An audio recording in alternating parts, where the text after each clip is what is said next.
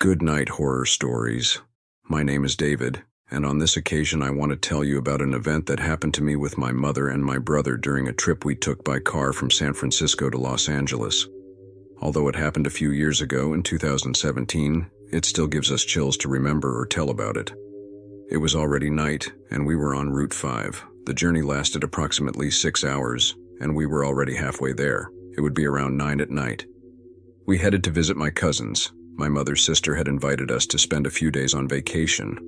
I was driving, and my brother was in the back, playing video games on his tablet, when my mother asked me to slow down a little. In the distance, we saw a silhouette on the side of the road. As we got closer, we realized that it was a woman. She looked like an old woman with a rather hunched back and grayish hair. He had a cane in one hand and the other raised, hitchhiking. My brother and I agreed that his appearance was gloomy, so we joked a little. My mother, however, asked us to have compassion, saying that she could be our grandmother. Then my brother asked him, "You're not planning on putting her in the car, are you?" My mother looked at us seriously and said, "We can't leave her here alone at night, she might need help." With some reluctance, I slowed down even more and stopped on the side of the road, right in front of the old woman. The woman slowly approached the car, and as she got closer, I could see more clearly her wrinkled face and her lost look. I opened the front door, and with a barely audible voice, she asked us if we could take her to her house, which was very close by, mentioning that her husband was waiting for her. My mother looked at us, and with my penetrating gaze, I tried to make her understand not to put her in the car, but of course she didn't listen to me. He told the old lady to get in the back and he would show us where to go.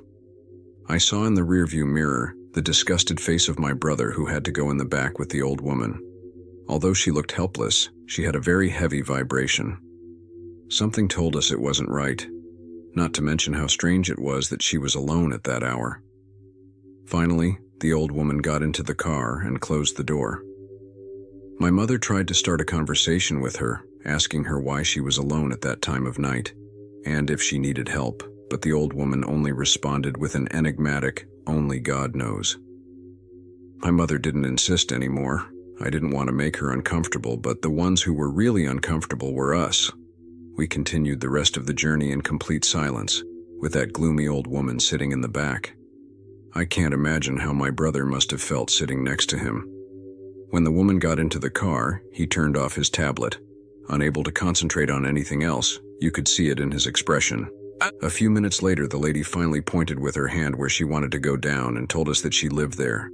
I went down that very narrow path of dirt and weeds until I got close enough and saw the house. It was very small, made of stone and wood among the trees. I didn't have any lights on. We could barely see it with the car lights. My mother asked him if he needed me to walk her to the door since she might trip over something on the dirt road and it was pitch black. The old woman refused to let me accompany her. She thanked her and began to walk slowly towards the entrance while my mother got out, shining the flashlight on her phone at her, trying to make sure she arrived safely. My mother seemed very worried that the two of them lived alone in a place so far from everything at such an advanced age, without light in the midst of so much darkness. As soon as I saw the old woman enter her little house, I backed away to get out of there as soon as possible. My brother was still sitting in the back seat, paralyzed. I swear that since the old woman got into the car, I felt something very strange that I can't describe. My brother, the youngest, complained to my mother for allowing him to go up, saying that he was scared to death sitting next to her. But she called his attention, telling him not to be ruthless, that she was just a poor old woman in a very difficult and precarious situation. He asked him to stop complaining, to continue on our way. For the rest of the trip, no one mentioned anything else. When we arrived at my aunt's house in Los Angeles and were unloading our suitcases, I noticed an old bag with cans of food on the floor of the back seat of the car. I asked my mom if it was hers, which I thought was strange because we were planning to go to the grocery store the next day once we got to my aunt's house. She replied no, the lady had probably forgotten it, so I left her supermarket dumplings where it was and we went into my aunt's house. The days passed and our vacation came to an end. I remember that one day before leaving, my aunt accompanied my mother to the supermarket to buy supplies for the elderly woman we had picked up on the outward journey. He told us that we would stop by his house anyway to return the bag with his things, and he would take the opportunity to bring him something else. Throughout the entire duration of our vacation, my mother continued to talk, worried about the elderly woman who was there alone with her husband. Since my mother was a therapeutic partner and had dedicated her entire life to helping others, I think that is why she insisted on seeing her again and finding out how she was doing. Although we try to hide it, my brother and I have spent sleepless nights plagued by nightmares since we met the old woman. His face appeared in our dreams in a disturbing way, as if he were trying to communicate something to us that we could not understand. Finally, we made the return trip from Los Angeles at sunset, leaving around 4 p.m. My mother was determined to get to the old woman's house before it was too late, presumably to avoid waking her. After about 3 hours of travel, we reached the narrow road that led directly to his house. However, despite the darkness that enveloped the surroundings, the car's lights revealed no sign of the house. I was sure it was the same road, but there was no trace of that house. Although my mother insisted on continuing forward, it was clear that something strange was happening. There was nothing. She asked me to stop the car, and instantly she got out. I didn't want to leave her alone, so I got out after her. With the light of his cell phone a few meters away, we noticed a cross embedded in the ground, surrounded by dry flowers. It was evident that it was a tombstone of someone deceased. I felt a chill that ran through my entire body. My legs were shaking. Without saying a word, my mother took a few steps forward and illuminated the tombstone of the cross. After reading it, he urged us to get in the car and get out of there immediately. As I hurriedly got into the car, my brother, in a barely audible whisper from the back, asked, "Tell me it's not that lady's tombstone." My mother answered no, that it had a man's name written on it. Confused, we didn't know what was happening. Although my mother was still worried about the old woman, it was clear that there was no sign of her there.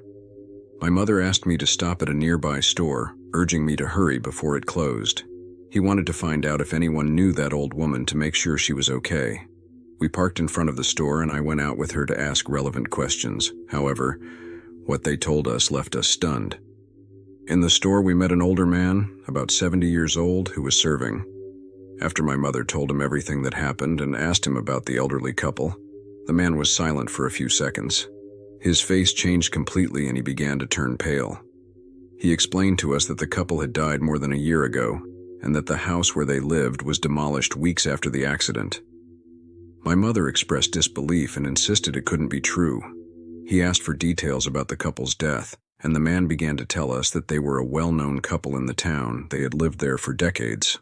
However, they were alone since they had no children and only had a brother who lived in Mexico, with whom they had lost contact years before. The man told us that the old woman used to go out to buy groceries and medicine for her husband, who was very sick and bedridden. Although some neighbors helped her occasionally, she preferred to run errands alone, arguing that it was good for her to walk and relax, so she often went out alone. One gray and windy day, while she was returning from doing her errands, a truck ran over her, causing her instant death. Her husband was left completely alone, being assisted by neighbors in the area. However, a few days later he also died. Many attributed his death to sadness. After hearing the merchant's tragic story, my mother and I were shocked. We found it hard to believe that the old woman we had picked up on the road was dead. The man told us that it was not the first time someone had seen her, that it was common for locals to report seeing her walking along the road or near her old house. Some even claimed to have picked her up and taken her home. My mother started crying. She couldn't believe it. The man told us that some nights he had seen the old woman pass by the door of the store. However, he would immediately close the door and begin to pray for her. Sometimes he lit a candle, knowing that she was a lost soul looking for her way back home to be reunited with her husband. The most worrying thing was that they believed that she had no knowledge of what had happened to her. We left the place more sad than scared. It was terrifying to think that we had loaded a deceased elderly woman into our car. We left the store with a knot in our stomach, trying to process all that information. My mother was visibly shaken, regretting bringing that unknown old woman with us because of the trauma she could cause us. The ride home became an awkward silence, with my brother very scared and I still trying to absorb what we had just heard. Without a doubt, this paranormal experience would be recorded in our minds forever. Do not take the road at night. There are lost souls among us and some can be very evil. If you have enjoyed this story, we invite you to subscribe and activate the bell so you don't miss any others. Until next time.